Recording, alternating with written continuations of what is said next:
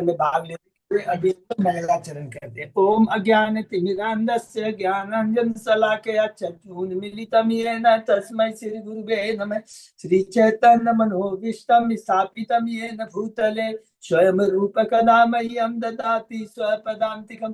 वन्देऽहं श्री गुरु श्री उद्पद कमलं श्री गुरु वैष्णवांश श्री रूपं साग्र जातं सहगण रघुनाथं वितं तं सजीवं स्वातेतं सावधूतं परिजं सहितं कृष्ण चैतन्य देवं श्री राधा कृष्ण पादान सहगण ललिता श्री विशाखा वेदांत च। नम ओम विष्णु पादाय कृष्ण प्रेष्ठाय भूतले श्रीमते भक्ति वेदांत स्वामिन इति नामनि।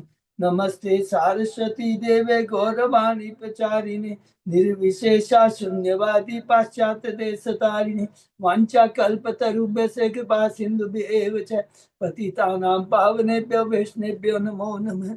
नमो महावदान्याय कृष्ण प्रेम पदायते कृष्णाय कृष्ण चैतन्य नामने गौरत्मिषे नमः।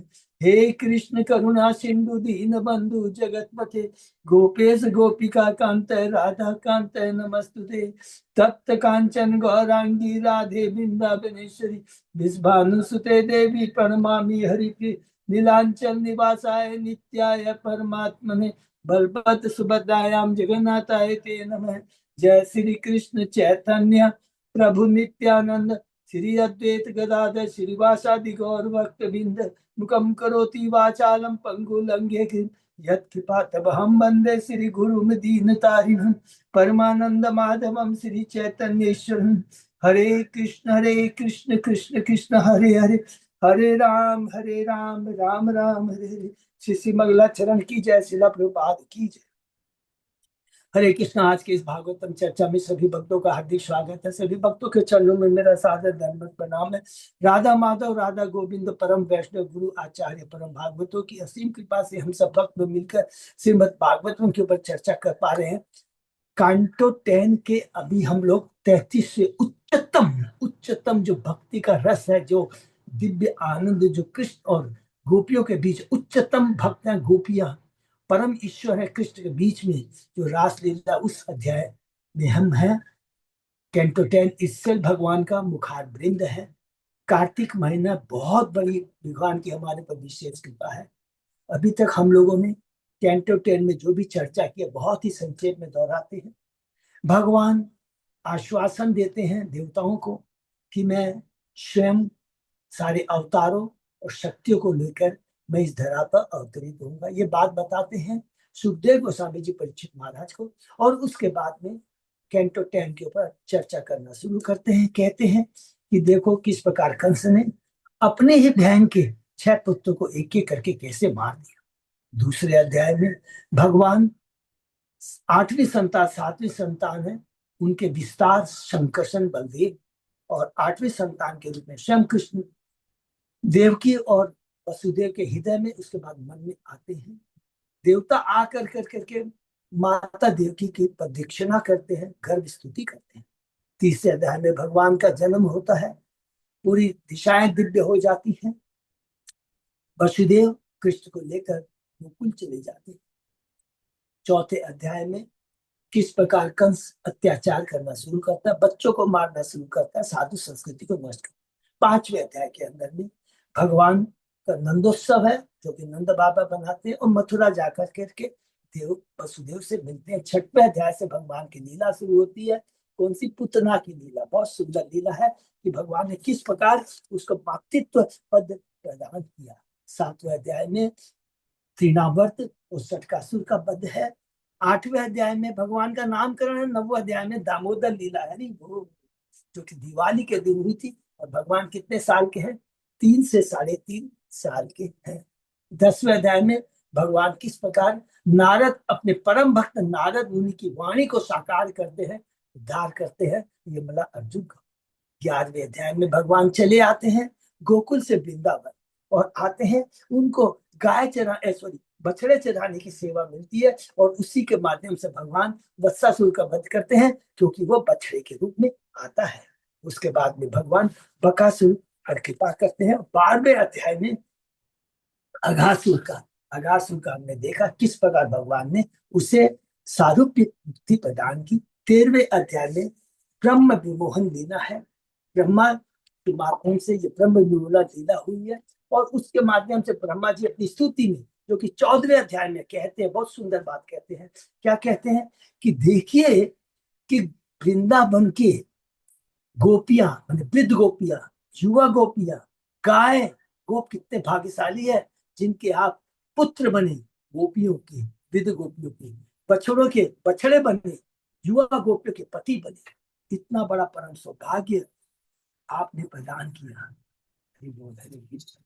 तो ये बहुत सुंदर ब्रह्मा जी अपनी स्तुति में कहते हैं, अपनी गलती का एहसास करते हैं, कहते हैं अरे मैं तो एक चिंगारी के समान हूँ और आप तो विशाल अग्नि के समान है, और मैं अपनी छोटी माया का प्रयोग करना चाह, लेकिन क्लीन बोल्ड हो गया। बहुत सुंदर सुंदर स्तुति है ब्रह्मा जी की।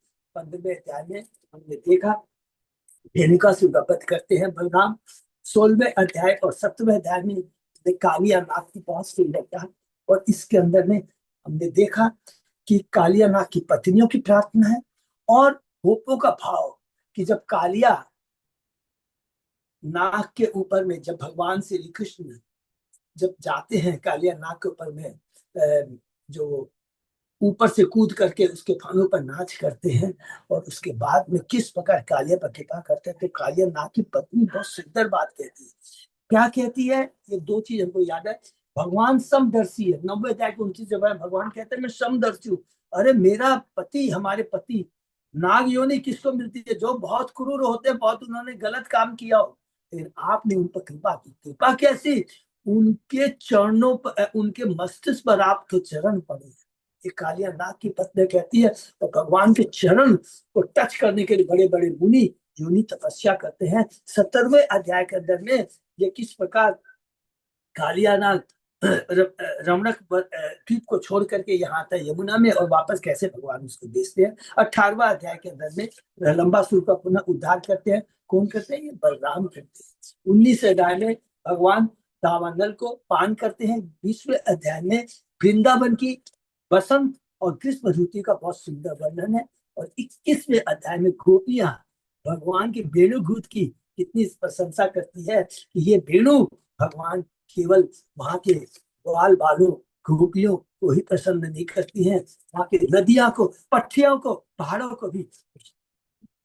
22वें अध्याय से शुरू होता है गोपियों के बारे में लेकर 33वें अध्याय के अंदर में भगवान का जो प्रति गोपियों का समर्पण है, गोपियों का चीर हरण लीला, ये बहुत सुंदर, इसको बहुत तत्व से समझेंगे। और 23वें अध्याय के अंदर में ब्राह्मण पतियों की, ब्राह्मण पत्नियों का कितना सुंदर वर्णन है। ब्राह्मण पत्नियों के माध्यम से ब्राह्मणों का कल्याण होता है, ज्ञान आता है। ज्ञान क्या आता है? वो सुंदर ब्राह्मण कहते हैं, वो जो उनकी प्रार्थना बहुत दिव्य। क्या कहते हैं? बहुत इंपॉर्टेंट चीज कहते हैं कि हम लोग उच्च कुल में जन्म हुआ, हम द्विज हैं, त्रिज हैं, ब्राह्मण हैं, और हम लोगों ने सारे अनुष्ठान किए, सारे यज्ञ किए, सारे वेदों का अध्ययन किया, सब बेकार है। इसके विपरीत हमारी पत्नियों ने कोई तपस्या नहीं की, कोई यज्ञ नहीं किए, कोई अनुष्ठान नहीं किए, फिर भी उनको आपकी प्राप्ति हुई। कि इसका मतलब हुआ कि भगवान की भक्ति के लिए कोई योग, वेदाध्ययन, तपस्या, दान की आवश्यकता नहीं है, केवल भगवान को समर्पित होने की आवश्यकता है। 24वें अध्याय में भगवान कहते हैं, हमें शिक्षा देते हैं कि भक्ति केवल कृष्ण की होनी चाहिए, देवताओं की पूजा नहीं होनी चाहिए। गोवर्धन पूजा होती है इंद्र की पूजा के बदले। इंद्र से क्रोध आता है, वो वृंदावन वासियों पर अत्याचार करना चाहता है, लेकिन भगवान गोवर्धन पर्वत उठा लेते, हरि बोल, और उठाकर 7 दिन 7 रात तक अपने भक्त को दिव्य आनंद प्रदान करते हैं। 26वें अध्याय में जो सीनियर गोप होते हैं बड़े भ्रमित हो जाते हैं। अरे कृष्ण ने पहले उतना को मारा, फिर सटकासुर को, फिर तृणावर्त को, फिर अगासुर को, बकासुर को, करके ये क्या कर रहा है? ये तो अद्भुत कृष्ण है। तब उसके भ्रम को दूर करते हैं नंद महाराज बताते कि गर्ग मुनि मेरे आए थे, उन्होंने कहा था कि आपका पुत्र नारायण के समान होगा। के बाद 27वें अध्याय में इंद्र इस बार जैसे ब्रह्मा जी ने क्षमा मांगी है, 15 अध्याय में, 14 अध्याय में स्तुति करता है, उसी प्रकार 27वें अध्याय में हमने देखा इंद्र सूर्य के संग में आते हैं और भगवान का अभिषेक करते हैं। 28वें अध्याय में भगवान किस प्रकार वरुण लोक में जाकर करके नंद बाबा की रक्षा करते हैं। 29वें अध्याय में अब भगवान को रासलीला करनी है, तो यहाँ से भगवान क्या करते हैं, अपनी योग शक्ति के माध्यम से पूरा वृंदावन का वातावरण को दिव्य कर देते हैं। कौन सी ध्वनि बचाते बचाते देखिए, भगवान की धुनी सबके लिए अलग अलग है, बछड़ों के लिए है, गायों के लिए अलग है, गोपियों के लिए अलग है, सब जगह अलग अलग ध्वनि बजाते हैं। और यहाँ जो दिव्य ध्वनि बजाते हैं, सारी गोपियां नित्य सिद्ध, साधन सिद्ध, विशिष्ट, अविशिष्ट, श्रुतिचारी, ऋषिचारी, सारी गोपियां जिस अवस्था में रहती है, बच्चों को दूध पिलाती रहती है, पतियों की सेवा करती है, अपना श्रृंगार करती है, सब कुछ छोड़ के कृष्ण के पास आती है और कृष्ण उस पर दिव्य मजाक करते हैं। वो मजाक क्या करते हैं, कहते हैं कि तुम लोगों ने मेरा दर्शन करने आए थे, तो आप दर्शन कर लिया, चांदनी रात है, आपने उसका दर्शन कर, आप चले जाओ। तब जो गोपियां जवाब देती है, कहते इतनी निर्दयता से हमें ठुकराइए नहीं। और आप ये जो धर्मज्ञ की बातें कर रहे हैं, बड़ी बातें बातें कर रहे हैं कि पति की पूजा कर रहे हैं, सेवा करनी चाहिए, बच्चों का ध्यान रखना चाहिए। अरे आपकी सेवा करने से सबकी सेवा हो जाती है, हमें ज्ञान देने की दरकार नहीं है। भगवान खुश हो जाते हैं। और इसके बाद में हमने देखा इस प्रकार गोपियों के संग भगवान बैठ जाते हैं, लेकिन गोपियों को थोड़ा घमंड आता है, तो भगवान अपने को ओझल कर देते हैं और गोपियां भगवान की खोज करती है। हमने देखा और कितना सुंदर उसमें उनका भाव है। और 31वें अध्याय में गोपियों का जो विरह गीत है, बहुत ही इंपॉर्टेंट है। कहते हैं हमने बिना किसी मोल के, बिना किसी कंडीशन के, कोई हमारा स्वार्थ नहीं, केवल आपके चरणों की भक्ति पाने के लिए हमने सब कुछ त्याग कर दिया है। अब हम आपके बिना एक पल भी नहीं जी सकती। जिस प्रकार योगी ध्यान करते हैं, हम आपका ध्यान करते हुए हम अपना सर्वस्व न्यौछावर करते हैं। तुरंत भगवान आते हैं। भाई 32वें अध्याय में बहुत इंपॉर्टेंट चीज है, जिसको हमको बार बार याद करना। भगवान आते हैं और कहते हैं, हे गोपियों, मैं तुम्हारे सामने नतमस्तक होता हूँ। तुम लोगों ने लोक मत, वेद मत, सब कुछ त्याग दिया, लेकिन एक चीज तुम याद रखना, मैं तुमको छोड़ के चला गया, मैं भी सदैव तुम्हारा ध्यान करता रहा। ये बहुत बड़ी बात कहते हैं। तुम्हारी भक्ति को बढ़ाने के लिए, तुम्हारे विरह भाव में जो भक्ति होती है वो परम दिव्य होती है, उसको बढ़ाने के लिए मैंने ऐसा। और एक बात कहना चाहता हूं, हे गोपियों, ब्रह्मा के जीवन काल में भी आपने जो निस्वार्थ मेरी सेवा की है, मैं आपका ऋण नहीं चुका पाऊंगा। हरि बोल। ये बात कह कर करके हम लोग ये पिछली क्लास में प्रवेश किया। 33वें लीला में सुखदेव गोस्वामी जी कहते हैं, कृष्ण के दिव्य वचनों को सुनकर गोपियां सब कुछ भूल जाती है, अपना भूल गई। श्री कृष्ण ने अपना विस्तार किया, गोपियों के प्रत्येक जोड़ों के बीच प्रविष्ट हुए। प्रत्येक गोपी ने सोचा कृष्ण अकेले उनके साथ है। तब आकाश में देवताओं ने दुंदुभिया बचाई और उन्होंने फूलों की वर्षा कर। बहुत अलग अलग हमने पढ़ा, विशेष करके 3 गोपियों के बारे में पढ़ा। एक गोपी है विशाखा, जिसने कृष्ण की भी तेज आवाज में मधुर ध्वनि की। और उसके बाद में ललिता है, जिसने द्रुपद छंद में गाया।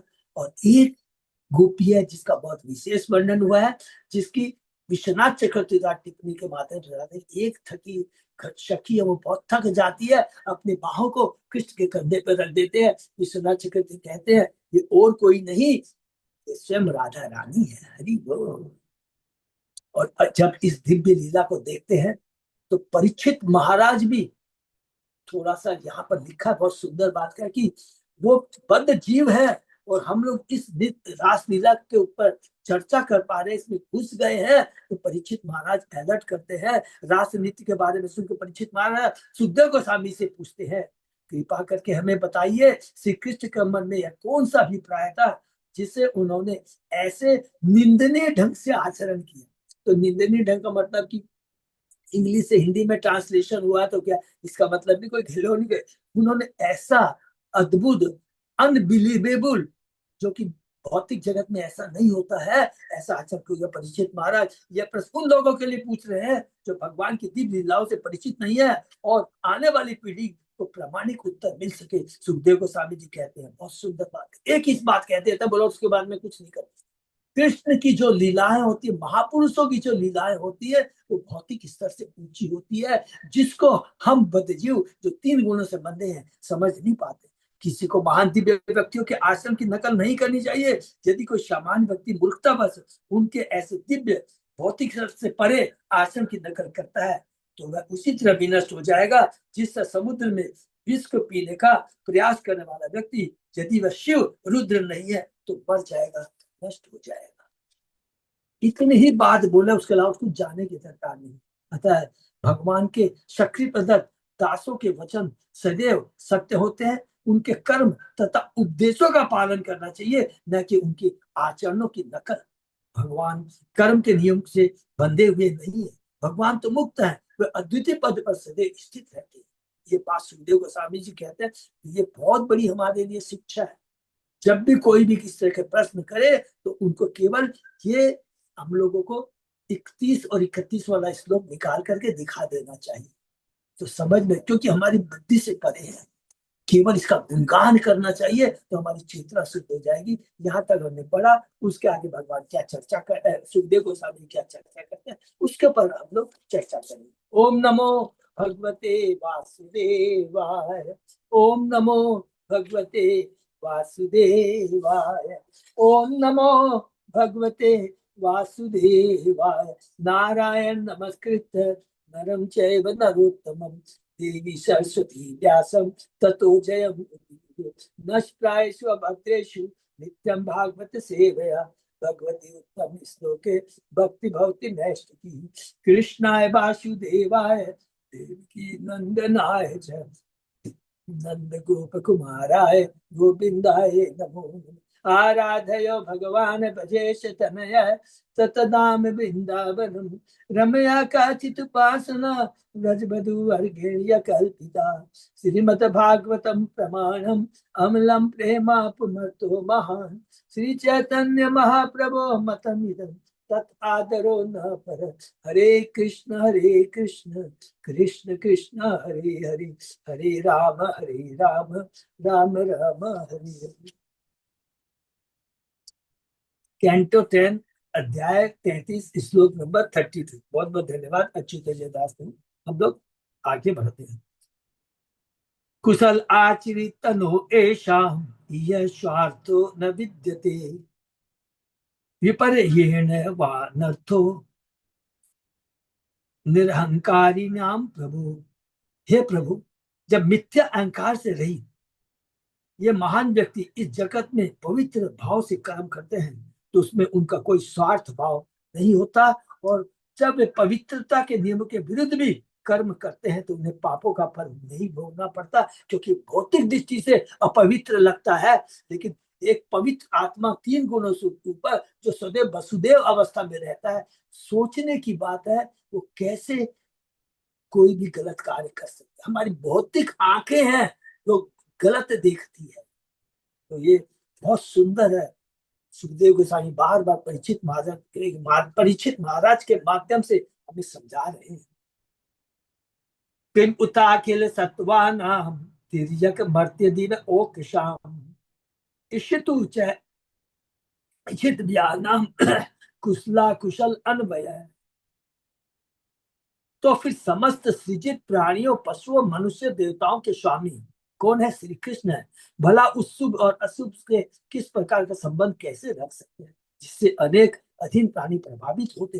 अरे, जिनके सर्व पिता है वो ममेवान से जीव लोग के जो सारे उनके अंश है, तो वो परमात्मा परमेश्वर जो सबकी आत्मा है, वो कैसे ऐसे कार्य कर सकते हैं जिनके आचरण से जिनसे इतने लोग प्रभावित होंगे? तो इसलिए पहले सोच लेना चाहिए भगवान की कार्य जन्म कर्म चाहे में दिव्य एवं यो वेति तत्वतः। चौथे अध्याय का ये 9वां श्लोक बहुत ही, इसलिए भगवान का जन्म और जो कर्म होते हैं बड़े दिव्य होते हैं।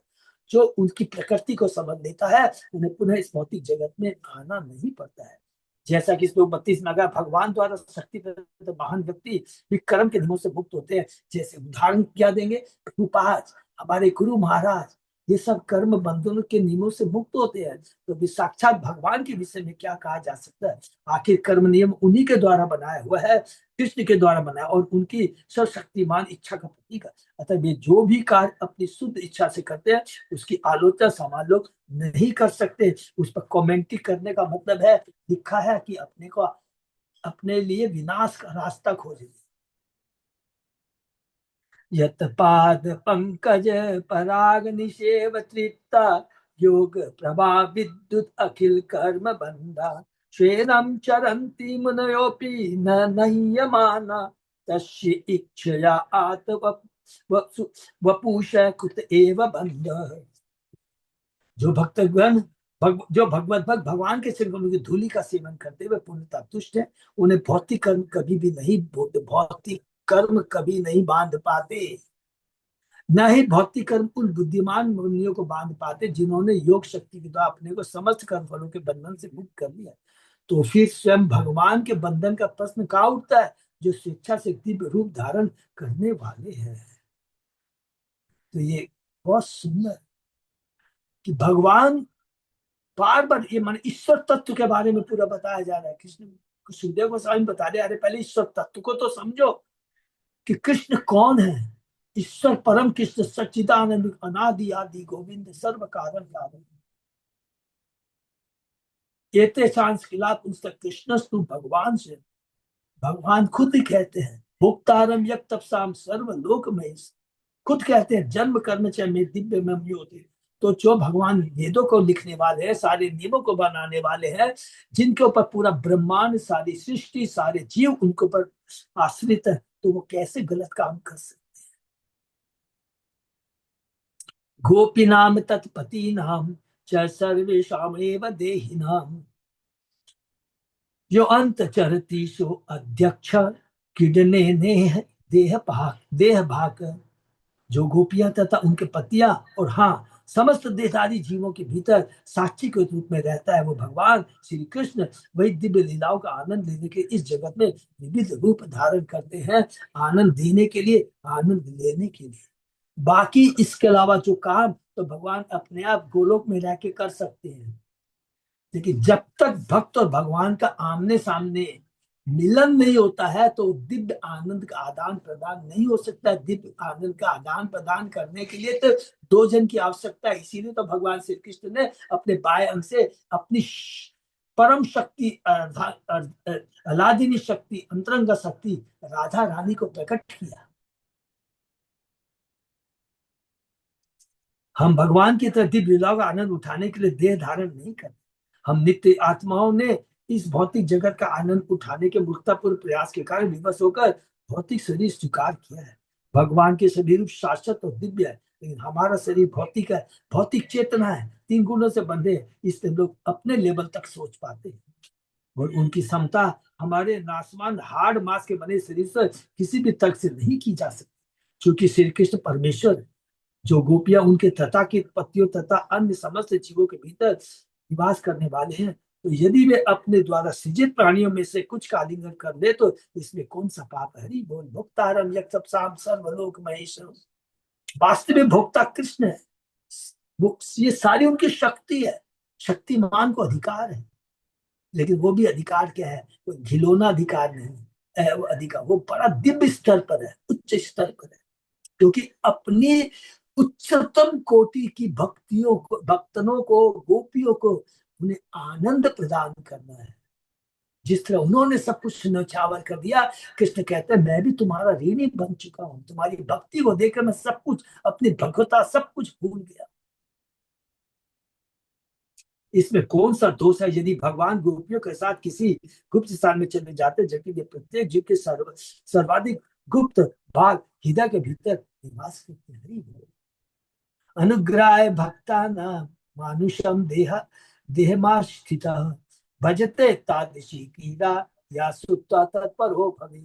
जब भगवान अपने भक्तों पर कृपा प्रदर्शित करने के लिए मनुष्य जैसा शरीर धारण करते हैं, तो वे ऐसी क्रीड़ाएं करते हैं जिनके विषय में सुनने वाले आकृष्ट होकर भगवत परायण होते हैं। सुखदेव कहते हैं, अरे भाई तुम लोग इतना ज्ञान नहीं देना, केवल उनकी लीलाओं का श्रवण करो, उनसे सुनने मात्र से आकृष्ट होकर भगवत परायण हो जाओगे, हो जाए। कि भगवान का धाम मिल जाएगा। इस संदर्भ में श्री जी गोस्वामी की व्याख्या, जब भगवान कृष्ण अपने आदि द्विभुज रूप में इस जगत में अवतरित होते हैं तो वे कृपा करके यह रूप प्रदर्शित करते हैं जिससे मानव समाज में बद्ध उनके भक्त उन्हें देख तथा समझ सके। इसलिए यहाँ पर कहा गया है मानुषम देहमास्थित, ये मनुष्य जैसा सिर धारण करते हैं। श्री विश्वनाथ चक्रवर्ती ठाकुर यह कहकर भगवान की माधुर्य लीलाओं का स्तुति करते हैं कि इन प्रेम भरे कार्यों में बद्ध जीवों के दूषित हृदय को आकर्षित करने की अकल्पनीय दिव्य क्षमता है। इसमें इतनी बड़ी है, जो हमारी जो दूषित चेतना है, कलुषित चेतना है, ये दिव्य जो लीला है इसे आकर्षित करती है, हमारी चेतना को शुद्ध करती है। इस बात से इनकार नहीं किया जा सकता कि कोई भी शुद्ध या सरल हृदय वाला व्यक्ति कृष्ण के प्रेम पूर्वक लीलाओं को सुनकर भगवान के चरणों के प्रति आकृष्ट 100% होगा और क्रमशः उसका भक्त बन जाएगा। हरि बोल। इसलिए बहुत इंपॉर्टेंट है भगवान के नाम गुण लीलाओं का श्रवण कीर्तन और स्मरण। नाश्रियं खलु कृष्णाय मोहिता तस्य मायया मन्यमानाः स्वपार्श्वस्थान श्वान श्वान दारान ब्रज ब्रजकोश ब्रजोकश। कृष्ण की माया शक्ति से मोहित सारे ग्वालों ने सोचा कि उनकी पत्नियां घरों में उनके निकट ही रहती रही थी, इसलिए उनमें कृष्ण के प्रति कोई इच्छा भाव नहीं उत्पन्न हुआ। देखिए भगवान की योग माया, कृष्ण की जो माया शक्ति है भगवान के भक्तों के ऊपर में हमेशा याद रखेंगे। शब्द कुछ भी है, दिखेगा क्या है, ये कोई वो भौतिक माया नहीं है। योग माया, योग माया की शक्ति से भगवान भ्रमित कर दिए। सारे गोप सोचते हैं कि हमारी है। और एक चीज हम लोगों ने और पढ़ा था, बहुत इंपॉर्टेंट चीज है, किसी को भूलना नहीं चाहिए। जब भगवान के पास आती है गोपियां, अपना भौतिक शरीर छोड़ के आती है, आध्यात्मिक शरीर लेके आई। ये कभी हम लोग को भूलना नहीं है। माया कल्पित आदिक स्त्रीशिलेन नानुषियो भी न जातु ब्रज देवी नाम पति भी संगम। गोपियों के इस साले पति ने अपने पति से नहीं अपितु माया द्वारा निर्मित पत्नियों से विलास किया। हरि बोल। देख लीजिए आप, पुनः हम लोग जो डिस्कस करते हैं यहाँ तो रिपीट कर दिया है। विश्वनाथ अपनी उज्जवल नीलमणि से निम्नलिखित विश्वनाथ चक्रवर्ती द्वारा लिखित उज्जवल नीलमणि, इससे इन पुरुषों का ब्रज की देवियों से कोई घनिष्ठ संबंध नहीं हुआ। गोपियां भगवान की अंतरंगा शक्ति है। हरि बोल। किसी अन्य जीव की हो ही नहीं सकती। कृष्ण ने परिकय रस की उत्पत्ति के लिए अन्य पुरुषों के साथ उनका विवाह रचा। ये लीलाएं नितांत शुद्ध है क्योंकि भगवान की लीला है, और संत पुरुष इस परम दिव्य घटनाओं का आस्वादन अंत काल से करते चले आ रहे। चेतन महाप्रभु ने भी इसका आनंद लिया। चेतन महाप्रभु एक ने लिखा है, परा स्त्री का मुख तक देखना वो नहीं चाहते, कहते थे। अपना काला कृष्णदास को उन्होंने त्याग दिया। तो चेतन महाप्रभु दिव्य आनंद का अनुभव करते। ब्रह्मरात्र उपावृत्ते वासुदेव अनुमोदता अनिक्षियं तो ययुर्गोप्य स्वगृहान भगवत प्रिया। जब ब्रह्मा की पूरी एक रात बीत गई तो कृष्ण ने गोपियों को अपने अपने घरों को जाने की सलाह दी। देखिए सुनने में तो क्या लिखता है कि ब्रह्मा की पूरी एक रात बीत गई, तो ब्रह्मा की एक रात कितनी बड़ी हो। तो कृष्ण ने गोपियों को अपने अपने घरों को लौट जाने की सलाह दी। यदि वे ऐसा करना नहीं चाह रही थी तो भी भगवान की इन प्रियता में उनके आदेश का पालन किया। नहीं वो भगवत गीता में भगवान कहते हैं, किसी कहता मानवीय गणना के अनुसार 1000 युग मिलकर ब्रह्मा के एक दिन के बराबर होते हैं, और रात्रि भी उतनी बड़ी होती है। अतः जब भगवान कृष्ण ने अपना रास नृत्य किया तो 12 घंटे की एक ही रात में 1000 युग प्रवेश कर गए। इस अकल्पनीय कल्पना काल की तुलना इस तथ्य से करते हैं कि पृथ्वी पर वृंदावन के चारों लगभग 40 मील में अनेक ब्रह्मांड समा सकते। हरि बोल।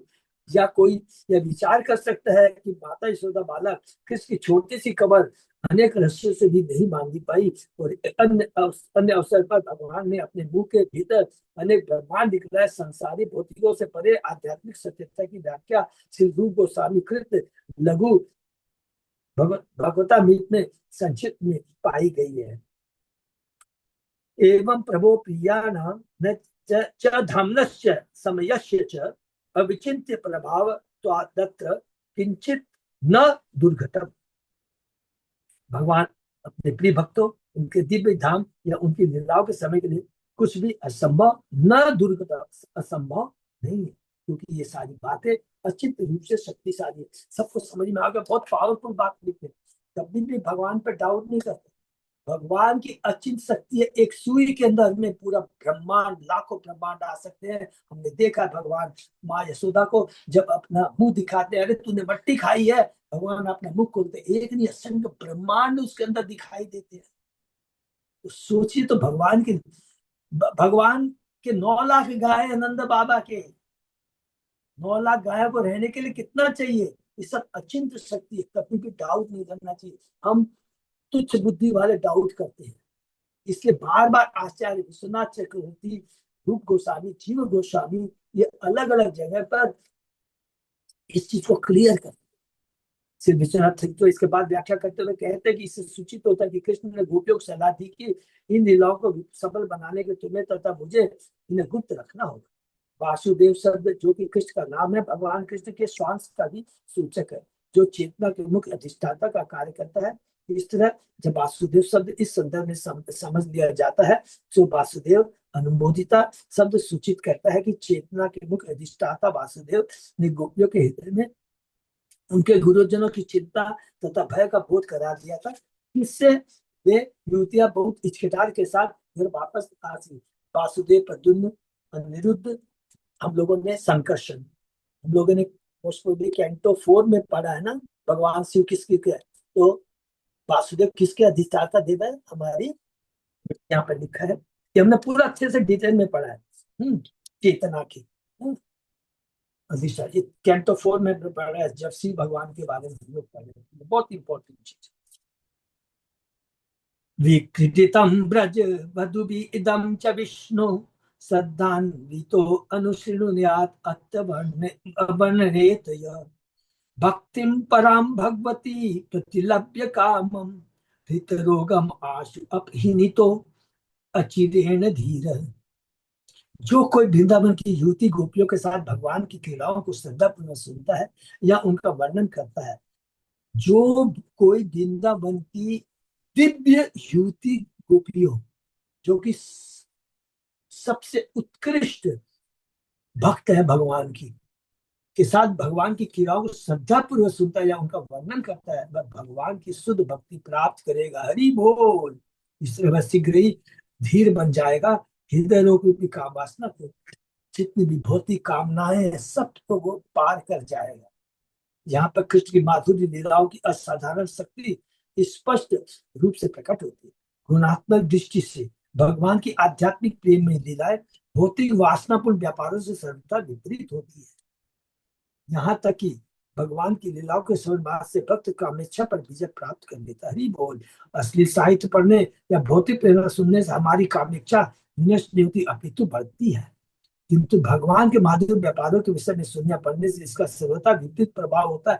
प्लीज इसको नोट कर लेंगे, क्योंकि वे विविध विपरीत प्रकार के और नितांत आध्यात्मिक होते हैं। अतः कृष्ण अपनी अहेतु की कृपा से इस जगत में अपनी रासलीला प्रदर्शित करते हैं। यदि हम इस कथा के अनुरक्त हो सके तो हमें आध्यात्मिक प्रेम का आनंद अनुभव होगा और हम विषय वासना का परित्याग कर देंगे, जो उस प्रेम का विकृत प्रतिबिंब है। भगवत गीता में कृष्ण ने बड़े ही सुंदर ढंग से कहा है, परम दृष्ट्वा विषयाविनिवर्तन्ते निरासते, परम दृष्ट्वा निवर्तते। परम ब्रह्म का एकाकार प्रत्यक्ष अनुभव हो जाने पर मनुष्य भौतिक आनंद की ओर मुख नहीं करेगा। हरि बोल। इस प्रकार से भागवत के दशम इसके अंतर्गत राजनीति शीर्षक 33वें अध्याय का श्री प्रभुपाद के विनीत सेवकों द्वारा रचित तात्पर्य पूर्णिमा। तो हम लोगों ने समझ लिया 20वें अध्याय से समझ लीजिए, जब भगवान ने पूरा वातावरण को दिव्य बनाया। 21वें अध्याय में वेणुगीत है। इस प्रकार करके 33वें अध्याय के अंदर, और मूल रूप से यदि कहेंगे तो 29वें अध्याय से 29, 30, 31, 32, 33 कैसे बोलेंगे कि 29 अध्याय में भगवान ने दिव्य अपनी योग शक्ति को कर करके भगवान ने दिव्य बंसी बजाई है, और उस बंसी को, वो दिव्य बंसी है, और उस दिव्य बंसी में क्या लिखा हुआ को बहुत ध्यान से देना। गोपियां सारी भौतिक चीज भूल जाती है कि ये मेरा पति है, ये मेरा पुत्र है, इससे मेरा ये संबंध, सब कुछ भूल जाती है। यह भगवान के दिव्य शक्ति भगवान की दिव्य भक्ति का रिजल्ट है।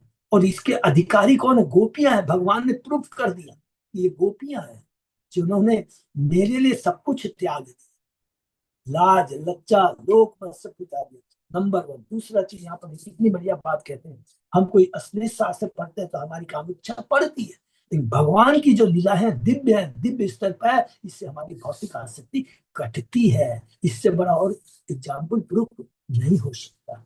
ठीक है ना? तो ये आप लोगों ने अभी तो समाप्त किया। अब उसके बाद में हम लोग बहुत धीरे धीरे जल्दी से जाएंगे और हम लोग भगवान अक्रूर आएंगे मथुरा में। भगवान तो अभी भी जो है 4-5 अध्याय हम लोग पढ़ लेते हैं। तो अत्युदय दास को हम लोग शुरू करते हैं। अध्याय 34। नंद महाराज की रक्षा तथा शंखचूड़ का वध। इस अध्याय में बताया गया कि भगवान कृष्ण किस तरह अपने पिता नंद को सर्प के चंगुल से छुड़ाया और किस तरह सुदर्शन नामक एक विद्याधर का अंगिरस मुनियों के साथ से उद्धार हुआ। एक दिन नंद महाराज अन्य गोपों के साथ अपने अपने परिवारों को बैलगाड़ियों में चढ़ाकर भगवान शिव की पूजा करने अंबिका बन गए। सरस्वती नदी में स्नान करने तथा विष्णु के एक रूप भगवान सदाशिव की पूजा करने के बाद सबों ने उसी जंगल में रात्रि बिताने का निश्चय किया। जब वे सो रहे थे तो एक भूखा सांप आया और नंद महाराज को निकलने लगा। नंद महाराज ने भयभीत होकर आर्त स्वर में पुकारा, हे कृष्ण, हे मेरे बेटे, हरि बोल, क्योंकि वृंदावन वासी कृष्ण को छोड़ के किसी को नहीं जानते। मुझ शरणागत को बचाओ। तुरंत ही सारे ग्वाले जा गए और लूकाटों से उस सर्प को मारने लगे, किंतु वह सांप नंद को छोड़ने का नाम ही नहीं ले रहा था, क्योंकि उसको अपना कल्याण चाहिए। तो भगवान कृष्ण जी आए, उन्होंने उस सर्प को अपने चरण कमलों से छुआ। हरि बोल। वह सर्प तुरंत ही अपने सर्प शरीर से मुक्त हो गया और अपने मौलिक वेद देव रूप में प्रकट हुआ। उसने उन्हें अपने पूर्व जन्म की कथा कह सुनाई और यह बताया कि किस मुनियों की टोली ने उसे साथ दिया था। तत्पश्चात उसने श्री कृष्ण के चरण कमलों की वंदना की और भगवान के हाथे से अपने धाम लौट गया। बाद में तोड़ पूर्णिमा, होली के दिन, उत्सव के अवसर से कृष्ण तथा बलराम ने ब्रज युवतियों के साथ वन विहार किया। कृष्ण तथा बलराम की शक्तियों ने मिलकर उनके दिव्य गुणों का गान दिया। कृष्ण तथा बलराम की शक्तियों, ये बहुत इंपॉर्टेंट बात है, याद है। कृष्ण की भी अपनी शक्तियां, बलराम की अपनी शक्तियां। जब दोनों भाई गायन में लीन होकर झूमने लगे तो कुबेर का एक शंखचूड़ नामक नौकर सहसा सहसा करके वहां आया और गोपियों का हरण करने लगा। तब तरुणियों ने चिल्लाना शुरू किया, हे कृष्ण, हमें बचाओ। तब कृष्ण तथा राम शंखचूड़ का पीछा करने लगे। कृष्ण ने गोपियों को चिल्ला कर कहा, डरो मत। इन दोनों को भय से शंखचूड़ गोपियों को छोड़कर अपनी जान लेकर भागा। कृष्ण ने उसका पीछा किया और तेजी से निकट पहुंचकर अपनी मुट्ठी के पास से रत्न समेत उसके सिर को अलग कर। तत्पश्चात वे उस रथ को ले आए और इसे भगवान बलदेव को। तो ये भगवान ने शंखचूड़ का उद्धार किया। श्री सुकवाच एकदा देव यात्राया गोपाला जाति कौतुका अनोपि अनदूत युक्ते युते अंबिका बनम। सुखदेव गोस्वामी ने कहा, एक दिन भगवान शिव की पूजा हेतु यात्रा करने से उत्सुक यात्रा करने के उत्सुक वाले बैलगाड़ियों द्वारा अंबिका बन गए। शिव जी गोस्वामी के अनुसार एकता शब्द शिवरात्रि का सूचक है। वे यह भी उल्लेख करते हैं कि अंबिका वन गुजरात प्रांत में सिद्धपुर शहर के निकट है। इसका मतलब है बाहर गए थे, क्योंकि वृंदावन में जो 12 वन है उसमें तो नाम आया नहीं है। 7 वन तो कौन है? यमुना के पश्चिम साइड में है और 5 वन यमुना के पूर्व में है। ये हम लोगों ने पढ़ा भी। कार्तिक महीने में यदि समय मिलेगा तो हम लोग चर्चा करेंगे। इसका मतलब अंबिका वन उसके अंदर में नहीं है 12 वन में। सिद्धपुर शहर के श्री विश्वनाथ जी ठाकुर यह बताते हैं कि ग्वाले फागुन मास के कृष्ण पक्ष चतुर्थी के दिन यात्रा पर रवाना हुए। वे प्रमाण प्रस्तुत करते हैं कि अंबिकावन मथुरा के उत्तर पश्चिम दिशा में सरस्वती के किनारे स्थित है। मथुरा से अंबिका वन इसलिए विख्यात है क्योंकि इसमें श्री शिव तथा उनकी पत्नी देवी उमा के अर्चा विग्रह है। तत्स्नात्वा सरस्वत्याम देवम पशुपतिम विभुम आनर्चु अर्हणे भक्त्या देवीं च नृपते अंबिका। हे राजा, वहां पहुंचकर उन्होंने सरस्वती नदी में स्नान किया और तब विविध पूजा सामग्री से शक्तिशाली भगवान शिव तथा उनकी पत्नी देवी अंबिका की भक्ति पूर्वक पूजा की। गावो हिरण्यम वाशांशी मधु मधु अन्नम आधृता ब्राह्मणेभ्य ददु सर्वे देवो न प्रियता।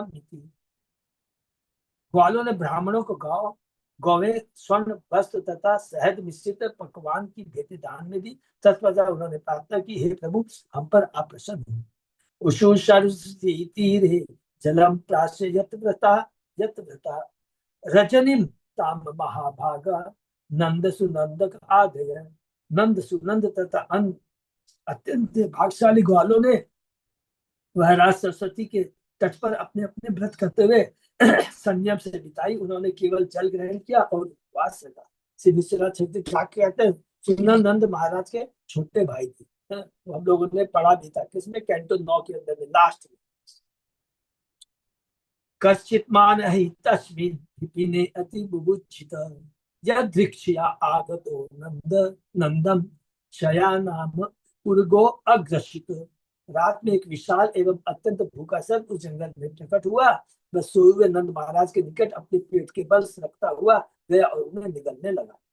शर चुक चुक्रोश अहिनाकृष्ट कृष्ण कृष्ण महान अयम सर्पो माम ग्रसति तात प्रपन्नम परिमोचय। शाप के चंगुल में कृष्ण न चिल्लाए, कृष्ण बेटे कृष्ण यह विशाल से मुझे निगलने जा रहा है, मैं तुम्हारी शरणागत हूँ, मुझे बचाओ। तस्य च आक्रंदितं श्रुत्वा गोपाला सदशोक्तिः ग्रस्तं च दृष्ट्वा विभ्रान्तः सर्प विद्य दुरुन्मुखे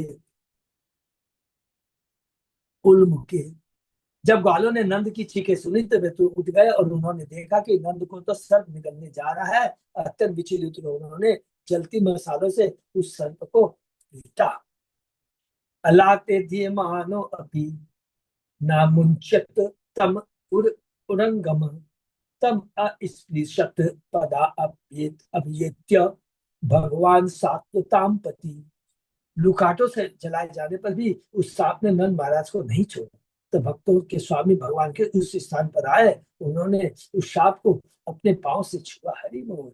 शवे भगवत श्रीमत पाद स्पर्श हता शुभ भेजे सर्प वपु हित्वा रूपम विद्याधर अर्चितम। भगवान के देवी चरण, दिव्य चरण का स्पर्श पाते ही सर्प के सारे पाप विनष्ट हो गए और उसने अपना सर्प शरीर त्याग दिया। वह पूज्य विद्याधर के रूप में प्रकट हुआ। रूपम विद्याधर अर्चितम सब बताते हैं कि अभी तक जो संता वह अब विद्याधर नामक देवताओं में पूजित सुंदर रूप में प्रकट हुआ। दूसरे शब्द वह विद्याधर के नायक रूप में प्रकट हुआ। तम अपृच्छ ऋषिकेश प्रणतम समवस्थितम दीप्यमानेन वपुषा पुरुषम हेममालिनम। जब भगवान ऋषिकेश, सभी इंद्रियों के स्वामी भगवान ऋषिकेश ने इस व्यक्ति से जो उसके समक्ष सिर झुकाए सुनहरी मालों से सज्जित दीप्यमान शरीर से युक्त खड़ा था, पूछा। यह देवता बोलने वाला था कि और भगवान सबों का ध्यान करके शब्दों की ओर आकृष्ट करना चाहते। इससे भगवान ने स्वयं उस पूज्य विद्या से पूछा जो उनके समक्ष अपना सिर झुकाए खड़ा था। को भवान पर्या लक्ष्म्या रोचते अद्भुत दर्शन कथम जुगुप्सिताम एताम गतिम वा प्रापितो अवशः। भगवान कृष्ण का महाशय, आप तो अत्यधिक सौंदर्य से चमत्कृत होने से इतने अद्भुत लग रहे हैं, आप कौन है और आपको किसने सर्प का भयानक शरीर धारण करने के लिए बाध्य किया। सर्पवाच है तो भगवान जानते हैं, फिर भी लीला है।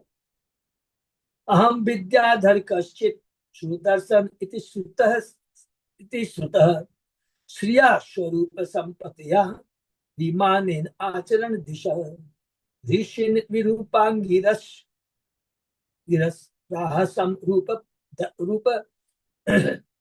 दर्पितः ते इमाम प्रापितो योनिन प्रलब्धेशेन पापमना। सत ने उत्तर दिया, मैं सुदर्शन नामक विख्यात विद्याधर हूं। मैं अत्यंत संपत्तिवान तथा सुंदरता और अपने विमान में चलकर सभी दिशाओं में मुक्त विचरण करता था। एक बार मैंने अंगिरा मुनि की परंपरा के कुछ ऋषियों को देखा, अपने सौंदर्य से गर्वित मैंने उनका मजाक उड़ाया और मेरे पाप के कारण उन्होंने मुझे निम्न योनि धारण करने के लिए बाध्य कर दिया। वैष्णव अपराध बहुत जघन्य होता है, इससे बच के रखना। शापो में अनुग्रह एव कृतः ते करुणात्म भी यत अहम लोक गुरुना पदाय स्पृष्टो हता शुभ। वास्तव में मेरे लाभ के लिए ही उन ऋषि सत्याधीश ने मुझे शाप दिया, क्योंकि अब मैं समस्त लोगों के परम दिव्य गुरु के पांव द्वारा स्पर्श किया जा चुका हूँ। मेरे को सत बुद्धि आ गई है और मुझे जो दंड मिला था मेरे कल्याण के लिए, तो ये शुद्ध भक्त हमेशा ऐसे ही सोचता, इस तरह सारे अशुभों से मुक्त हो चुका हूँ। तम त्वा अहम भीता नाम प्रपन्ना नाम भयापहम आप पृच्छे शाप निर्मुक्त पाद स्पर्शात अमीव हम। हे प्रभु, आप उन समस्त लोगों के सारे भय को नाश करने वाले हैं जो इस भौतिक जगत से डरकर आपकी शरण ग्रहण करते हैं। अब मैं आपके स्पर्श चरण स्पर्श से ऋषियों के साप से मुक्त हो गया हूँ। हे दुख भंजन, अब मुझे अनेक अपने लोग वापस जाने की अनुमति दे। आचार्य को सर आप पृच्छे शब्द स्वीकृत करता कि सुदर्शन ने विनीत होकर भगवान से अपने नाम वापस प्रार्थना की, जहाँ वह निश्चित रूप से शुद्ध मन से शांतिपूर्ण अपने कर्तव्य का पुनः निर्वाह कर सके। प्रपन्नो अस्मि महायोगी महापुरुष सतपति अनुजानी मा देव सर्वलोकेश सर्वलोकेश्वर ईश्वर सर्वलोकेश्वर ईश्वर। हे योगेश्वर, हे महापुरुष, हे भक्तों के स्वामी, मैं आपकी संग्रहण करता हूँ। हे परमेश्वर, हे ब्रह्मांड के ईश्वरों के ईश्वर, आप जैसा चाहें वैसी मुझे आज्ञा दे। ब्रह्मदंडात् मुक्तो हम सद्यते अच्युत दर्शनात् यत नाम गहनाखिलाम सोनन आत्मनो एव च सद्य पुनाति किम भूय तस्य स्पृष्ट पदाहिते। हे अच्युत, मैं आपके दर्शन मात्र से ब्राह्मणों के धन से तुरंत मुक्त हो गया। जो कोई आपके नाम का कीर्तन करता है अपने साथ अपने श्रोताओं को भी पवित्र बना देता है। वो तो फिर आपके चरण का मुख स्पर्श न जाने कितना लाभप्रद होगा। तो सोचिए, जो कालिया नाग की पत्नियां बोलती है, कितनी बड़ी बात है कि कालिया नाग पर भगवान ने अपने चरण रखे। हरि बोल। इति अनुज्ञाप दास दा, दा, दासार दासार हम परिक्रम्याभिवन्द्य च सुदर्शनो दिवम यातः कृच्छात नंद च मोचितः। इस प्रकार भगवान कृष्ण की अनुमति पाकर सुदर्शन ने उनकी परिक्रमा की, उन्हें झुककर नमस्कार किया, तब वह अपने स्वर्गलोक लौट गया। इस तरह नंद महाराज संकट से उबर आए। निशाम्य कृष्ण से तथात्म वैभवम गजो कृष विस्मित चेत ततः समाप्य तस्मिन्नेवं पुनः व्रजम निपाययु अतत कथयंत आदृता। कृष्ण की असीम शक्ति देखकर ब्रजवासी चकित हो गए। हे राजन, तब उन्होंने भगवान श्री की पूजा समाप्त की और रास्ते में कृष्ण के शक्तिशाली कार्यों का आदर को वर्णन करते हुए सभी ब्रज लोग वापस लौट रहे हैं। क्या भगवान की ऐश्वर्यों का, लीलाओं का गुणगान करते हुए। कदाचित अत गोविंदो राम च अद्भुत विक्रम विजहितु वने रात्र्याम मध्य गो व्रज योषिताम। एक बार अद्भुत कौशल दिखाने वाले भगवान गोविंद तथा राम रात्रि के समय, राम माने बलराम, रात्रि के समय ब्रज की गोपी के साथ जंगल में क्रीड़ा कर रहे थे। इस श्लोक में एक नवीन लीला का वर्णन आरंभ हुआ है। आचार्य को यहाँ पर जिस अवसर का लोक वह होली का पूर्णिमा का दिन था, जिसे गौर पूर्णिमा भी कहा जाता है। हरि बोल। उपगीयमानो ललितम स्त्री जने बद सौहृदे सु अलंकृतम अनुलिप्तंगो शक्र विनो विरजो अंबरो। कृष्ण तथा बलराम फूलों की माला तथा स्वच्छ वस्त्र धारण किए हुए थे और उनके अंग पतंग ढंग से सजाए तथा लेपित किए गए थे। उन्हें स्नेह में बंधी स्त्रियों ने उनकी महिमा का मनोहर ढंग से गायन किया। निशामुखम मानयंतो उद्दितो उद्दितो धूप तारकम मल्लिका गंध मताली जुष्टम कुमुद वायुना। दोनों ने रात्रि आगमन की प्रशंसा की, जिसका संकेत चंद्रमा तथा तारों के उदित होने, कमल की गंध से युक्त मंद वायु तथा चमेली के फूलों की सुगंध से मत भौरों से हो रहा। जगतु सर्वभूतानां मनः श्रवण मंगलम तो कल्पयंतो युगपत युगपत स्वर मंडल मूर्छितम। कृष्ण तथा बलराम ने एक साथ आरोह अवरोह की सभी ध्वनिया से युक्त राग अलापा उनके गायन से सारे जीवों के कानों तथा मनो को सुख प्राप्त हुआ। गोप्य तत्खितम आकर्ण्य मूर्छिता न अविदन नृप संसत दुकुलम आत्मानम शस्त्र केस सजम ततः। जब गोपियों ने वह गाना सुना तो सम्मोहित हो गई। हे राजन, वे अपने आप को भूल गई और उन्होंने यह भी नहीं देखा कि उनके सुंदर वस्त्र शिथिल हो रहे हैं तथा उनके बाल तथा मालाएं बिखर रही है। एवं विक्रीडितो स्वेरम गायतो संप्रमत मत शंखचूड़ इति ख्यातो धन दानुचरे अभ्यगात। जब भगवान के बलराम स्वेच्छापूर्वक क्रीड़ा कर रहे थे और गाते मता हो रहे थे, तभी कुबेर का शंखचूड़ नामक एक दास वहां आ गया। ये दूसरी लीला। तयो निरीक्षतो राजन तत्नाथम प्रमदाजनम क्रोशंतम कालयामाश दिशि उदिच्याम अशंक अशंकितः। हे राजन, दोनों के देखते देखते शंखचूड़ उन स्त्रियों को उत्तर दिशा की ओर लेकर भागने लगा। कृष्ण तथा बलराम को अपना स्वामी मान चुकी स्त्रियां उनकी ओर देखते हुए चीखने चिल्लाने लगी। श्री विशाल तत्व के साथ शंखचूड़ असुर सुंदर तरणियों की ओर लठ तानने लगा और इस उन्हें डराकर वह उन्हें उत्तर की ओर भगाने लगा। उसने उनका स्पर्श नहीं किया, जैसा कि अगले श्लोक में प्रकट है। क्रोशम तम कृष्ण रामेति विलोक्य स्वपरिग्रहम् यथा गात्य सुनाग्रस्ता भ्रातरो अन्वधावताम्। अपने भक्तों को कृष्ण राम कहकर चिल्लाते हुए सुनकर तथा यह देखकर कि वे चोर द्वारा गौ की तरह चुराई जा रही है, कृष्ण तथा बलराम उस असुर के पीछे दौड़ने लगे। माँ भेष इति अभय आराहु शालस्तोतरस्हिनु आदि आशेदतु तम तर्षा त्वरितम गुह्यक आधकम। भगवान ने उत्तर में पुकारा, डरना मत। तत्पश्चात उन्होंने हाथ में साल बीच के लट्ठे उठा लिए और अधमतम गुह्यक का तेजी से पीछा करने लगे, जो तेजी से भाग रहा था। सवीक्षतो अनुप्राप्तो कालमृत्यु इवो द्विजन विसर्ज्य स्त्रीजनम मूढ़ प्रादुरत जीवित इच्छया। जब शंखचूड़ उन दोनों का साक्षात काल तथा मृत्यु की तरह अपनी ओर आते देखा तो वह उद्विग्न हो उठा। वह मतिभ्रष्ट होकर स्त्री को छोड़कर अपनी जान लेकर भाग गया। तम अन्वधावत गोविंदो यत तत स धावती जिहिर्षु तत्शिरो रत्नम तत्तो रक्षण स्त्रियो बल।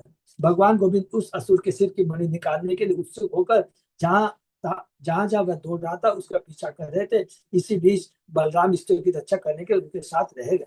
शील विश्वास चंद्र बताते कि भगाए जाने के स्त्रियां थक गई थी, तथा जब वे आराम करने लगी तो भगवान बलराम उनकी रक्षा करने लगे, उन्हें ढाढ़स बनाने लगे। इस बीच श्री भगवान कृष्ण उस असुर का पीछा करते रहे। अभी दूरे इव अब शिर तस्य दुरात्मन जहार मुष्टिना एव अंग चूड़ामणि विभु। हे राजन, शक्तिशाली भगवान ने दूर से ही शंखचूड़ को पकड़ लिया, मानो निकट से ही हो, और तब अपनी मुट्ठी से उस दुष्ट के सिर को चूड़ामणि से धड़ से अलग कर दिया। शंखचूड़ निहत्येवं मणिना मणि मणिमादाय भास्वरम अग्रजाय अददात तिथ्या पश्यन्ति नाम च योषिताम। इस प्रकार शंखचूड़ असुर को मारकर तथा उनकी चमकीली मणि लेकर भगवान कृष्ण ने इसे अपने बड़े भाई को बड़ी प्रसन्नता गोपियों के सामने प्रदान किया। विभिन्न गोपियों ने शायद सोचा था कि गोविंद इनमें से किसी एक को भूल मणि देगा, किंतु उनके बीच रोकने के लिए श्री कृष्ण प्रसाद अपने बड़े भाई बलराम को यह मणि दे दी। वो उपाधि की जाए, उपाधि बहुत सुंदर। इस प्रकार से भागवत दशम अंतर्गत नंद महाराज की रचा चंद्र का वध शीर्षक 34वें अध्याय का शील प्रभुपाद के विभिन्न सेवकों द्वारा रचित तात्पर्य पूर्ण हुआ। हरि बोल। तो ये बहुत छोटा सा अध्याय थे, स्पेशल अलग से लीला। जिस प्रकार की बीच में हम लोगों ने पढ़ा था ना कि जैसे नंद महाराज वरुण देव से नंद महाराज को बचा के लाता है, उसी तरह यहाँ भी छोटी छोटी दो लीलाएं भगवान सुखदेव गोस्वामी ने यहाँ पर हमें बताई है। तो बैन हम लोगों का, बैन तो बोलना बहुत गलत वर्ड हो जाएगा, कि अभी तक जो हम लोगों ने कार्तिक महीने में जो इतनी सुंदर है, जो लीला हम लोगों ने पढ़ लिया, हमारा बहुत परम सौभाग्य है, और इसका हमें बार बार गुणगान करना है। गुणगान क्यों करना है? क्योंकि यहाँ पर लिखा हुआ है कि भगवान के कार्यों का अनुकरण नहीं, अनुसरण करना है। और अनुसरण में क्या कहा है सुखदेव गोस्वामी जी ने लास्ट श्लोक में 33 अध्याय के लिए, कि बार बार भगवान की दिव्य लीलाओं का हमें श्रवण कीर्तन स्मरण करना है। इसको करने से क्या होगा? हमारी सारी जो कलुषित चेतना है, भौतिक हमारे जो भौतिक इच्छाओं के प्रति हम जो आसक्त है, उसको काट देंगे। और इसलिए कब, क्योंकि मालूम नहीं है कि हम लोग ये कार्तिक महीने में पढ़ रहे हैं, और कार्तिक महीने में का जो पढ़ता है उसको 1000 गुना ज्यादा फायदा, 1000 लाख गुना जो भी फायदा मिलता है। ये बहुत बड़ा हमारे लिए सौभाग्य है, जिसे हमने श्रवण किया और बार बार इसका श्रवण करना है। हरे कृष्णा। बहुत बहुत धन्यवाद। किसी का कोई प्रश्न है तो पूछ सकते हैं, नहीं तो हम लोग यहाँ विराम देंगे। और